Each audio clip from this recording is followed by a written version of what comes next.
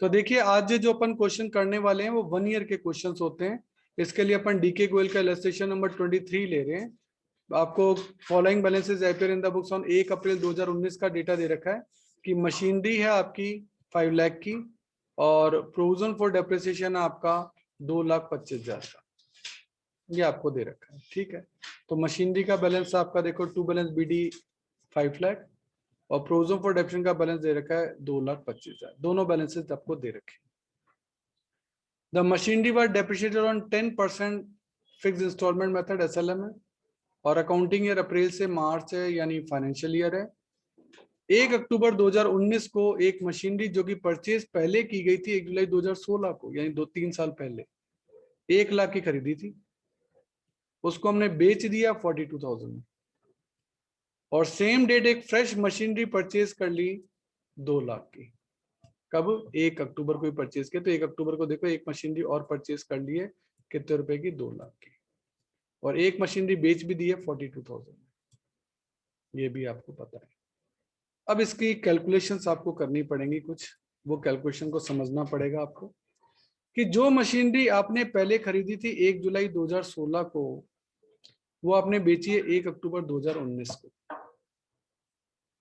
तो उस पर आपका कितना डेप्रिसिएशन लग गया? देखो जुलाई 2016 है तो 2016 की 6 महीने बाकी है, फिर 2017 के 12 महीने, फिर 2018 के 12 महीने, फिर 2019 में भी 1 अक्टूबर को बेची है यानी 30 सितंबर तक तो यूज की है, तो 9 महीने ये, तो ये 2016, ये 2017, ये 2018 और ये 2019। इस तरीके से कुल मिलाकर 12, 12, 24, 24 और 30 और 9, 39 मंथ्स हो चुके हैं इस एसेट्स को यूज करते हुए। 1 लाख की एसेट थी, इसको यूज करते हुए 39 मंथ्स हो चुके हैं। कब से कब?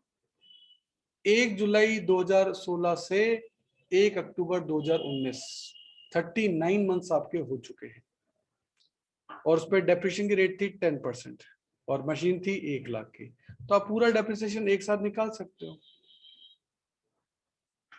क्या भाई? पहले तो इस साल कितने महीने यूज आई? इस साल अगर हम देखें तो 1 अप्रैल से लेकर 1 अप्रैल 2019 से ये साल चालू हुआ होगा, 1 अक्टूबर को बेच दिया, तो 6 महीने तो इस साल भी यूज आई है, 6 महीने इस साल यूज आई है, ये भी अपन को पता है। तो इस साल 6 महीने का डिडक्शन तो लगना ही चाहिए आपका, तो वो 6 महीने का डिडक्शन अपन को लगाना पड़ेगा। तो 1 लाख की मशीन है, 1 लाख की मशीन पर 10% 6 महीनों के लिए 5,000 का डिडक्शन और लग गया। ये आपका डिडक्शन इस साल लगा है 6 महीने का, और ये होता है जो मशीनरी अकाउंट में हम ट्रांसफर कर रहे हैं डेप्रिसिएशन, ये होता है अब तक का, यानी 39 मंथ्स का डेप्रिसिएशन हम ट्रांसफर करेंगे एक साथ। तो वो भी मैं कैलकुलेट कर लेता हूं, 1 लाख का 10% 39 मंथ्स के लिए डिवाइडेड बाय क्या हो जाएगा? डिवाइडेड हो जाएगा 12।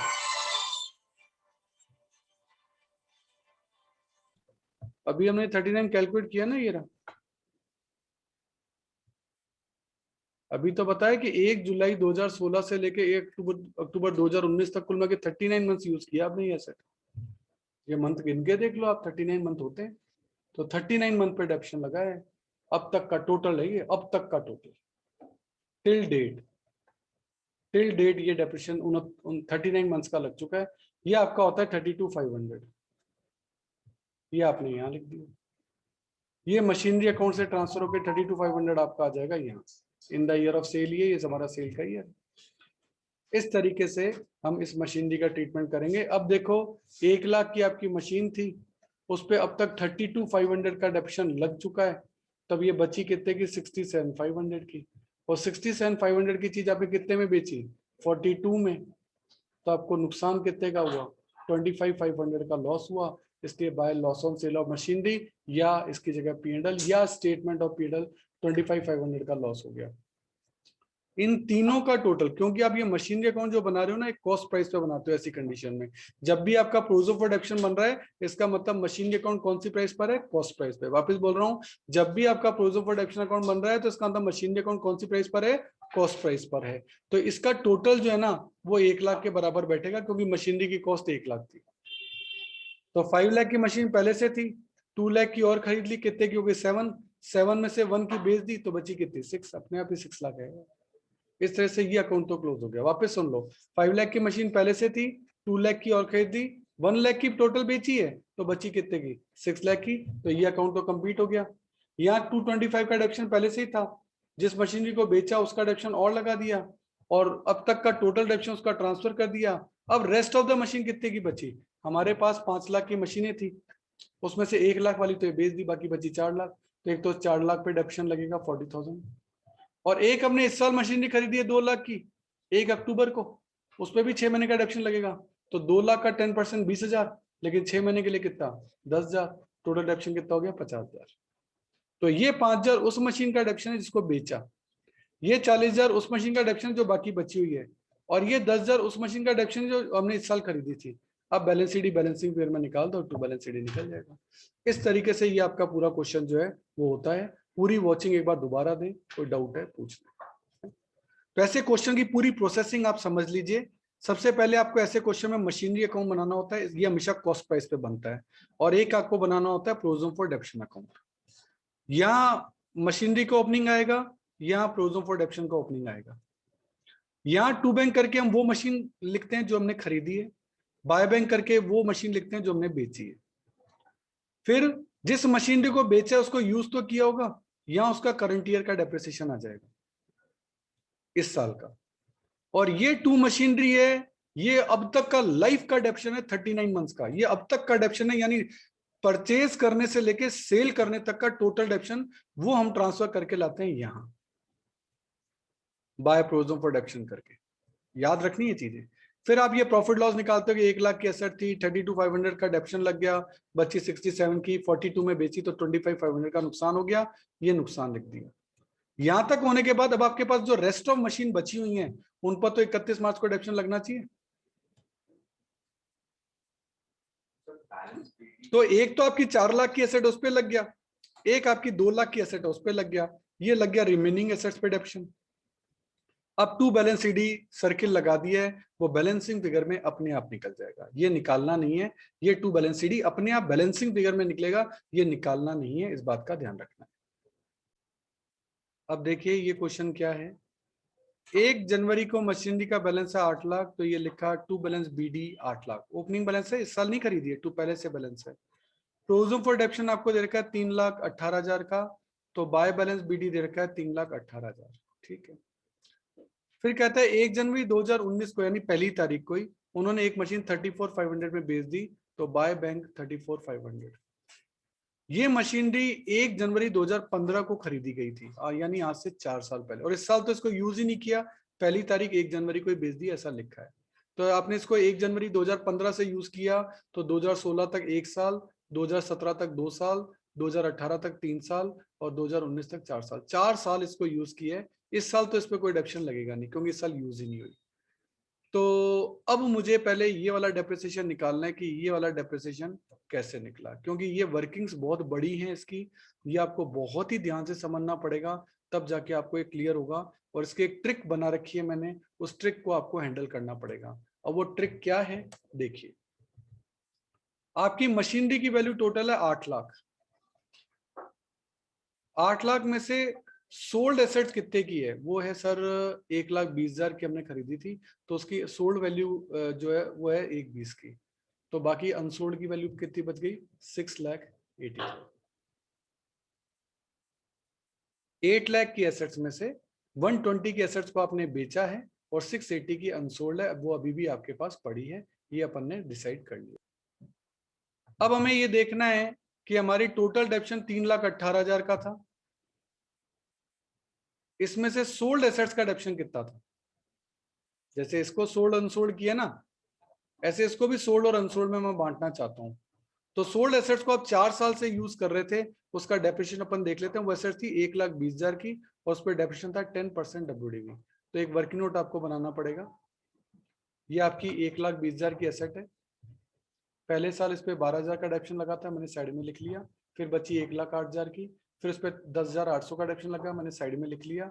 फिर 9,720 का लगा, मैंने साइड में लिख लिया। फिर 8,748 का लगा, मैंने साइड में लिख लिया। टोटल लगा 4,1,268। तो ये बात आपको ऐसा वर्किंग नोट बना के दिखानी पड़ेगी।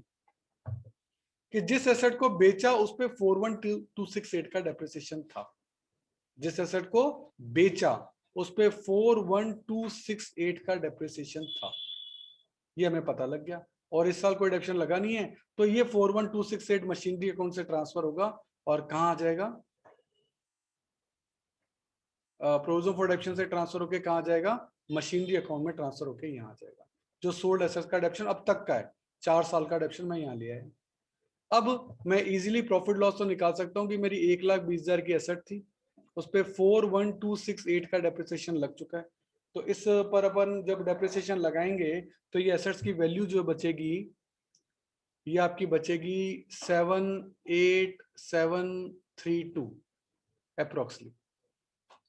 और आपने इसको बेचा कितने में, 34,500 में, तो आपने तो कम में बेचा, तो आपको नुकसान हो गया 44,232 का नुकसान हो गया, इसलिए 44,323 का आपको नुकसान हो गया। अब हम जानते हैं 8 लाख में से आपने ये जो एसेट बेची इसका टोटल है 1,20,000, क्योंकि ये मशीनरी है कॉस्ट प्राइस पर अपन मनाते हैं। 8 लाख में से 120 चला गया तो बचा कितना, 680, और तो कोई खरीदी है नहीं, तो ये अकाउंट तो कंप्लीट हो गया। पर यहाँ तक तो आसान है, यहाँ तक आसान है, टफ चीज अब है। अब देखो हम ये जानते हैं कि 3,18,000 का टोटल डेप्रिसिएशन जो था उसमें सोल्ड एसेट्स का था 41268 का डेप्रिसिएशन।